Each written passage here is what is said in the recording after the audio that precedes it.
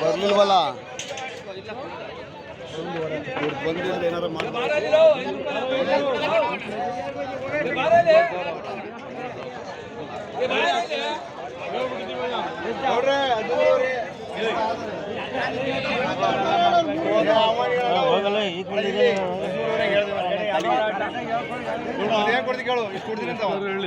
ಒಳಗೆ ವ್ಯಾಪಾರ